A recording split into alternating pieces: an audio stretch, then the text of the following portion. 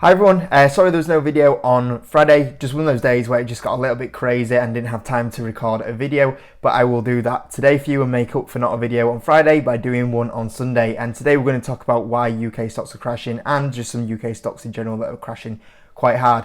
One of the reasons why I didn't get around to making a video on Friday is because I was busy making videos on the Patreon. So I normally drop 2 exclusive videos a week. I actually dropped 4 this week. If you do want to see them, join through the link in the description. There's always at least 2 exclusive videos a week. And there's also a Discord with 500 members to talk to, as well as me. I'm always on there, and I always post on there in real time what I'm buying and selling, rather than having to wait for the monthly update on the YouTube channel as well. So not a bad place for £5 a month, if I do say so myself. But we'll get stuck onto these UK stocks that are crashing hard at the moment. Now, I would say that the 2 key things that are really putting a negative impact on the UK economy, a lot of the stocks at the moment, is, first of all, we know a lot of the situation that's currently going on with energy bills. Obviously, combine that with energy bills and inflation. Inflation is very high at the moment. It's a very different place to the US scene. The US scene kind of seems like we're kind of starting to peak and move a bit more into a positive direction.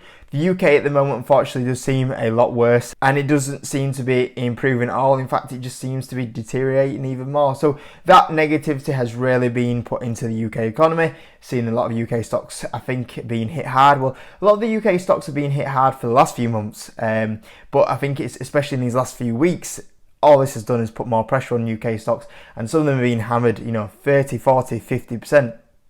And unfortunately, sometimes this can happen. This is sometimes more of the risk with individual stocks, is that, with indexes, people always say, oh, this is why you should invest in the index. But the index, you see, when it comes to these down days, does move down, but it just doesn't move down as much as these individual stocks. It's the same on the way up. Indexes move up, but a lot of these individual stocks move up higher on the way up as well. So it swings and roundabouts, and because we're having a bit of a downtrend at the moment, a lot of individual stocks are being hit incredibly hard. And one of the big things that I've noticed recently is that we've moved away from a lot of these more growth stocks that are being hit hard. We've talked before about the likes of, say, S4 Capital on the UK scene. That's a growth stock that's been hit, extraordinarily hard. That's down, 80%. And then we've seen the other businesses that have been hit by, logistic issues, inflation issues, supply chain issues. You talk about Boohoo there, ASOS, they're down 80% as well. But the crazy thing that has happened in the last few weeks is I'm looking at a lot of dividend stocks, and you've got a lot of value stocks that have been really the safe haven in the last few months. They're now getting hit really hard, and I'm seeing dividend stocks as well. Dividend stocks are getting hit really hard. And them dividend stocks now is because they are getting hit 30, 40, 50%. We're seeing some stocks that pay historically like a 2% yield are now hiking up to like 3, 4, even higher in some cases, dividend yields. And I wanted to just point a few of them out today. I wanted to talk about this situation here, but also point out, it's not just the logistic businesses that are being hit now, not just the growth stocks that's being hit. It's them safe plays, them dividend stocks, the value stocks that are being hit really hard right now. So the first one I wanted to mention really quickly is Hollywood Bowl.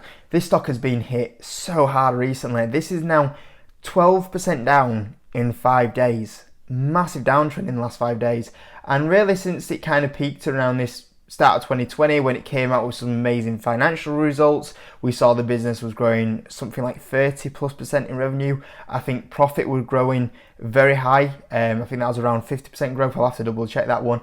But you can see here, this was around about £2.76. And since then, it's gone down 36%. That's a massive decline in a couple of months. And this has now put this business down at a 7 times earnings, which is just absolutely insane. And the thing is here is Google are actually incorrect. They have a dividend yield here of 1.7%. Now, actually, when you look at Hollywood Bowl's dividend yield, it's actually 4.7%, because what Google have not done is they've not recognised the future payment from dividend, because Hollywood Bowl only recently bought the dividend back, so they've not paid the full yearly dividend yet. But when they do in a few months' time, this will actually be a 4.7% dividend yield. So this is one here of a business that I think is absolutely fantastic. I own this one. One of my biggest regrets was never kind of making this my biggest position, potentially a top 3 position.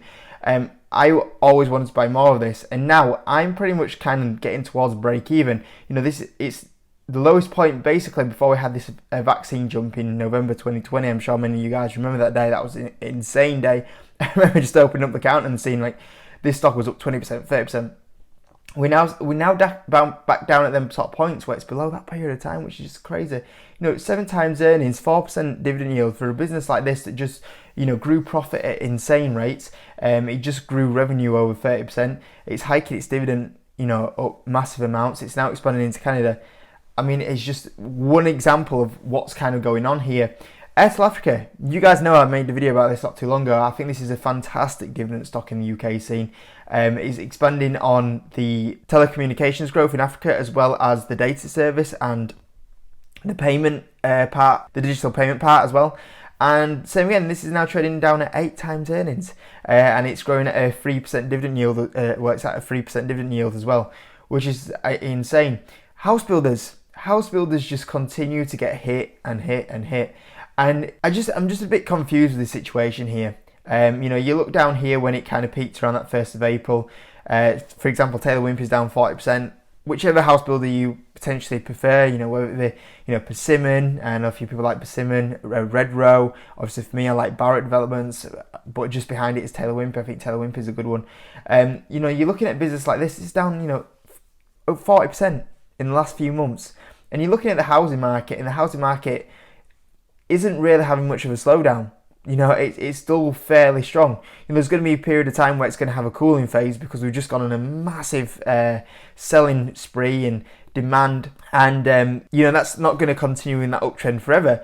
But if we stabilise, or even if it's just a little drop off with maybe house values just dropping down a little bit, sales just dropping down a little bit, we're way ahead where we were 2 years ago, and it's still very, very strong. And from when you go out, when we're walking around, houses are still selling massively. You look at new build sites, they're still flying up. The new build sites, the houses are still selling so quick. People are still willing to kind of, move houses at the moment. And you've got a business like this trading at 6 times earnings. It pays an 8.2% dividend yield. And we'll see if that dividend, a few people are questioning whether these dividend yields are sustainable if the housing market has a bit of a downtrend. But I mean, that's nearly like the average of what the S&P returns nearly a year. And people are really factoring in a massive decline in the housing market. You look here, it's £1.9. Taylor Wimpey wasn't even £1.9 in peak CV. On the worst day, I don't know if any of you guys were investing in this time frame, or I'm sure some of you here were in the market potentially then, but I don't know if you remember that day. That was a horrible day across the markets. Stocks were just, obviously this downtrend that we had here, stocks were just like 10% down, 10% down, 10% down, 10% down. And then we just kind of had that kind of point where we're like, oh, that's it. We had a day where we had like that little bounce. I don't know if you remember, we had them a couple of days where there was a little bit of positivity. And then boom, we just dropped a huge amount again. And then we were followed up by a couple of green days after that. In that peak CV times when people going, we're in a pandemic, the world is shutting down, the economy is shutting down, you're being forced to stay at home, shops are being closed permanently, you're only allowed to go out once a day, you're only allowed to go for a walk for half an hour once a day. And, that really big time of fear, and you're seeing all this all these cases that are, coming on the news, and how bad it's, you're getting the pictures of in China and people dropping dead on the street. And, that really big day of fear, and Taylor Wimpey is now valued at only just slightly above that day. It's just absolutely insane to see this here. Got B&M. And by the way, this isn't me saying like, oh, these stocks are, amazing opportunities, go buy all these stocks. I just wanted to make you aware of what these stocks are doing here. Without doubt, there's a few on this list that you guys know that I am owning, I am buying. But there's a few that are on this list that I'm interested in. But I just wanted to point out some of what is happening out there, which I just think is just insane. You got the likes of B&M. I mean, B&M here, around about £6.17, down 40% as well. And this is 8 times earnings, 4% dividend yield. And I just want to show you this. When you look at a company like B&M, a bit of a bargain shop, retail bargain shop. You look at this business here. If we look at the past performance of this business from 2019, the business was doing 3.3 billion, 200 million in profit. It's now doing 4.6 billion and 422 in profit as well. And if we look at the dividend yield as well, if we go back to 2019, it was about a 2% dividend yield, paying around about a 7p dividend. It's now paying around about a 18p dividend with a 5.1% dividend yield. And you've always got to be careful if they're paying any special dividends, and if that is sustainable, because obviously that could affect the yield. But same thing, you're looking at a company like B&M, and this is improved so much since 2019.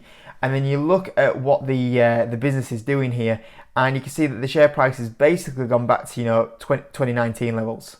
And in fact, you could argue that if you look at it's actually down on 2018, and if we do go to 2019, yeah, it's pretty much flat on 2019's level. It's just had a massive wipeout here. DS Smith, this is a bit of an interesting one, a packaging company, 13 times earnings, down at a 5.6% dividend yield as well. You've got another business here like Dunelm, that's 9 times earnings, paying a 4.9% dividend yield. And same again, you're looking at this one, you're going, seeing what it's done previously, and you can see here that this one's, down, 20% from 2019's level, all the way back from here, 2015. Same again, you look at the progress of Dunelm. I don't know where you want to go from, 2017. It was doing just, short of 1 billion in revenue, 73 million in profit. It's now doing, 1.4 billion in revenue, 152 million in profit. Same on the dividend yields. The dividend from that period of time was around 26p, and now it's around about 51p. Game Workshop, another one. A lot of people are a fan of this one. 18 times earnings, 3% dividend yield. I'm always a bit unsure on Games Workshop myself. I don't know how strong them brands are in the long term, but people are a big fan of it. Money Supermarket, this is one that is having a few issues at the moment. However, I'm looking at this one, and really since, if you look at 28th of June 2019, it's lost half its share price, and it trades down at 18 times earnings. It pays a 5.82% dividend yield. It's got a pretty decent monopoly in this space. So yeah, I think this is one that I'm really interested in. Another one that I know a lot of people are interested in, Unilever as well, 20 times earnings, 3% dividend yield.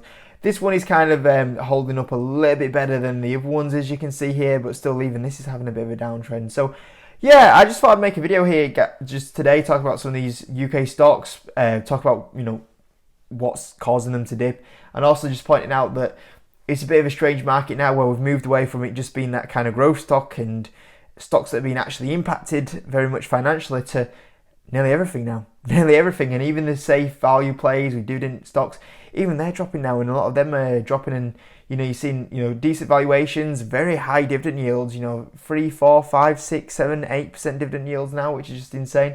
So yeah, I just want to point a few of them out for you guys, and maybe they're worth a little bit more research anyway. So hope you enjoyed the video, guys, and I'll see you tomorrow.